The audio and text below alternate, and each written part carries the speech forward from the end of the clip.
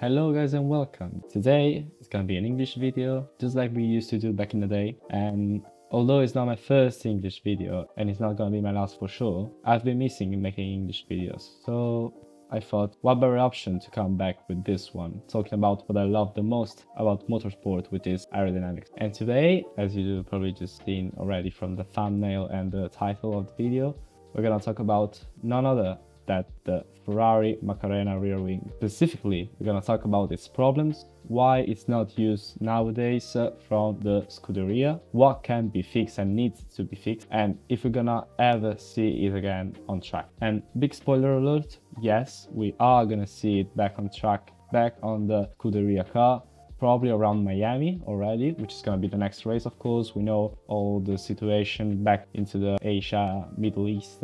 We're not going to be racing Bahrain and or Saudi Arabia. But thanks to that, Ferrari has a 5-week time span to develop another version of this MACARENA wing, which we're gonna see today why it's not currently working and what needs to be fixed in order for it to be used again. And to do so, I'm gonna use this Ferrari Lego model Ferrari-ish model, let's say, to demonstrate all the airflow around the car and why the MACARENA wing is now a problem for the Scuderia. And also, we're gonna jump straight on YouTube to see Hamilton's spin in China sprint practice, so the practice before the sprint and the sprint qualifying, to see what went wrong and what needs to be fixed in order for Ferrari to use the MACARENA again. So, as you probably know, because all my YouTube fans, other than my mom, my sister and my grandma, are Formula 1 fans mainly, and are probably very keen on the new regulation changes. The big change, aerodynamically speaking, regarding this year's regulation is about the fact that both the front wing and the rear wing of the car opens on the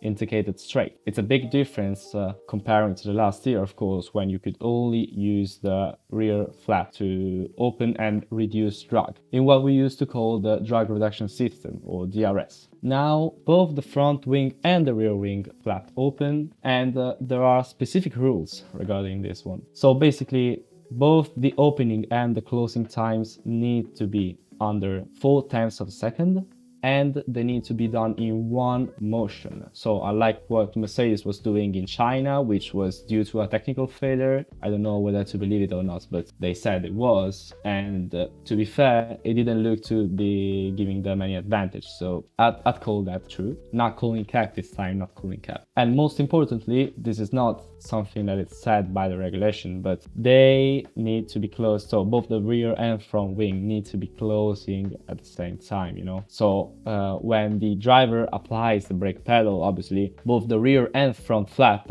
come back up. They start creating drag again, which is what helps the car rotate, brake for the first time, and then rotate the car into the corner and take it as quickly as possible, of course, which is the main goal in Formula 1. Now, what's the problem regarding the Ferrari's MACARENA? Whether you've seen it or not, you're gonna see it right now for the first time, maybe not for the first time, just like me, but I'm gonna put it on screen. At the moment, is the motion of the Ferrari MACARENA wing. So basically, the difference in between all the teams, apart from Alpine, which has a different flap opening. So out of 11 teams, 9 teams just have this flap that goes upwards, and they let the air pass through the main flap and the opening flap. Alpine has a different system where they just push down the main flap, and the airflow just goes all over the rear wing, not passing through the top and the bottom flap. And Ferrari's MACARENA basically does a full 270 degrees rotation. So why does this help for the aerodynamics and drag reduction? As we said earlier, but it's something you probably know already if you follow my channel, the main goal on the straights is to go as fast as possible, and in order to do so, you have to have the least drag as possible, the least aerodynamic drag as possible. And the way you're doing that is by reducing all the mass of the car that hits the air. So where is the advantage for Ferrari? Basically, by rotating the main flap in a 270 degrees motion, the advantage is that the rear wing is now stalled.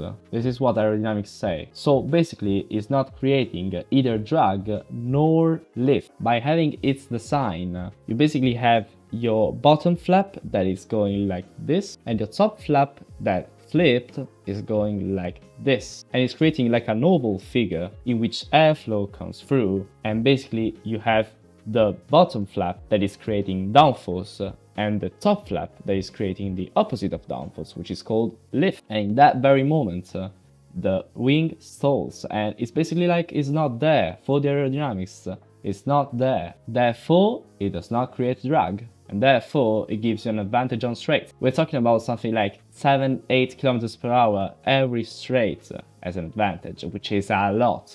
It's a massive advantage. Ferrari tested this configuration in Bahrain test just before having to come for a stop with Lewis Hamilton for a technical issue, and as I mentioned before, in China's free practice. But why did they decide to remove this innovation and come back to the previous model? Well, the thing is simple. This MACARENA wing is like a starter version of the actual wing, and although the innovation's there, it's not pretty track ready yet. What I mean by that is what we're gonna witness with Lewis' spin in China's practice.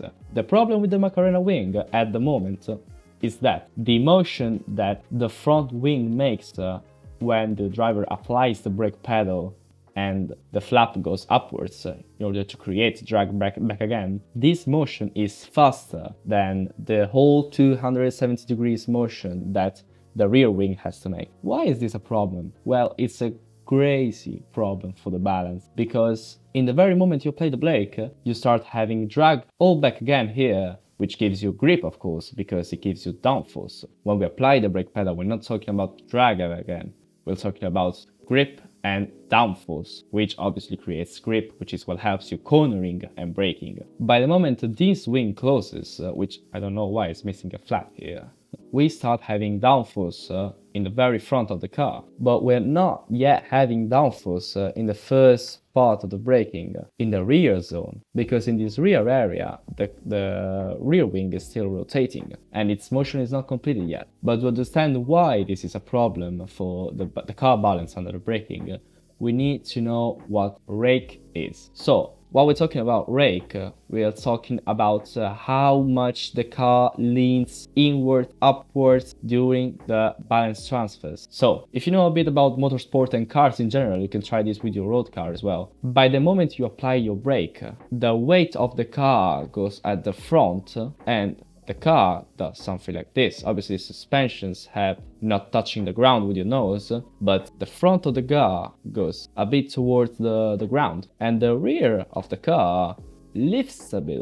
Obviously this is not a problem for road cars, of course, because you're not looking for performance there. But in Formula 1, when you have to peak brake at 300 kilometers per hour in order to slow down to 80, having even slightly bit too much of this rake can be a big problem for your balance. And this is why you got the rear of the car, which is going downwards and is creating downforce, of course, because the flap is back in position, while the rear of the car, this is now lifting up in the air because you're not having downforce back again, because it's taking some slightly tense bit of a seconds more in order to close again and to have downforce again.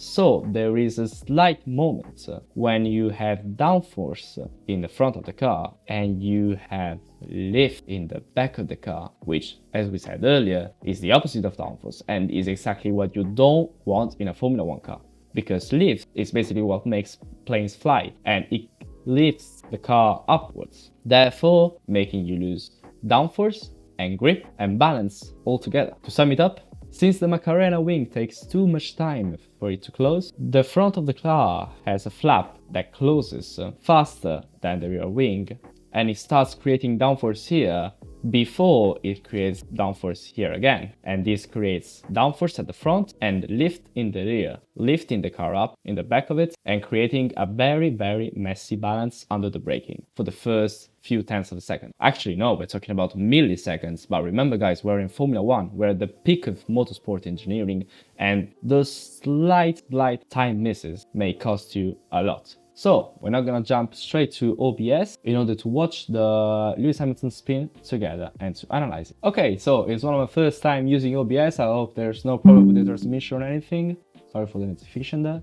And we are now here on the Formula One YouTube channel, official channel, to analyze Lewis Hamilton's spin in slow motion. First of all, I'm gonna have you take a look at it in real motion. It's downforce than he was expecting as the rear wing was still shutting. So a little bit like you'd have DRS.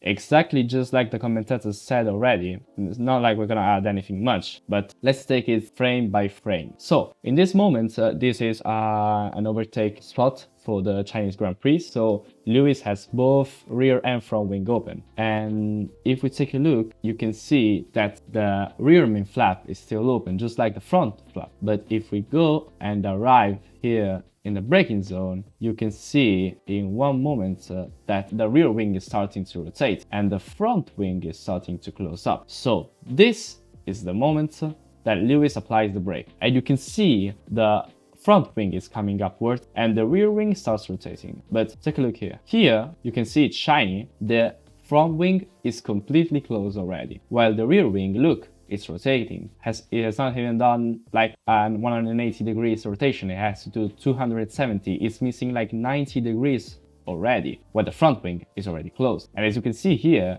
actually here is not a problem, because with the rear wing in that position, you are actually creating a peak of downforce in that moment. So there is not much rake there, because in that moment, balance is there. Okay, because you have the airflow that is touching the MACARENA wing in that moment, so you don't have a balance problem yet. But if we go here, you can see in this moment, this very moment, that the wing obviously got the front wing that was closed like 10 meters before, and the rear wing is still on closing. And in this moment, this is the moment where you have the least amount of downforce at the rear of the car. And this is the moment where rake happens, and it's the moment where the rear of the car lifts up and you don't have downforce again. And look, as I told you, Lewis is going straight in this position. Look, now it's starting to pin. It's starting to go inwards towards the corner.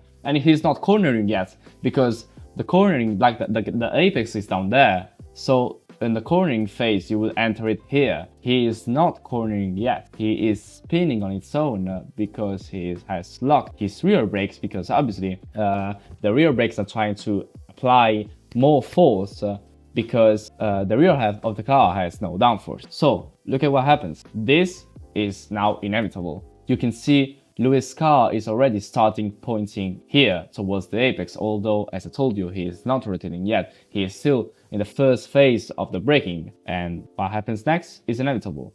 Lewis starts going inwards, then tries to correct it. The car regains traction and grip here, but of course Lewis has overcorrected it, because all this happened in just one fraction of a second, and now he just goes on pinning under the braking. And so what does Ferrari have to do in order to make the MACARENA wing work again? Will it ever work again? The answer is yes, probably. They just need a system that is faster in the closing phase of the rear wing. They need to coordinate the front and rear wing closing times in order to have more stability in the first phase of the braking. And in order to do so, I would personally, I'm not an engineering whatsoever, although I really admire all the engineers in Formula One, and I really hope one day I'll be there with them. But as I was saying, I would probably just try to flirt a bit with the time limit to close the front wing and make the front wing closing phase a bit slower, as slow as possible, maybe, in order to give the rear wing more time to open. And obviously they need to work on the hydraulics of the rear wing closing system in order to speeding it up. this is the first thing that comes to my mind. It's obviously basically impossible to not coordinate the two closing faces, so maybe closing the rear wing before closing the front wing. It's basically impossible to do so because driver needs to apply the brake before the braking point, and it doesn't really make sense, although maybe it could make sense for the energy recovery system, but we're not going to talk about that in this video. And yes, this is pretty much it. I really do hope that Ferrari fixes this problem, because it's a piece of engineering that's just mind-blowing to me. It's absolutely crazy. And yeah, that's the demonstration for you guys. I hope you enjoyed this video. If so, make sure to smash that like button and subscribe to my channel, because more videos are following for sure. So thank you very much and have a good one.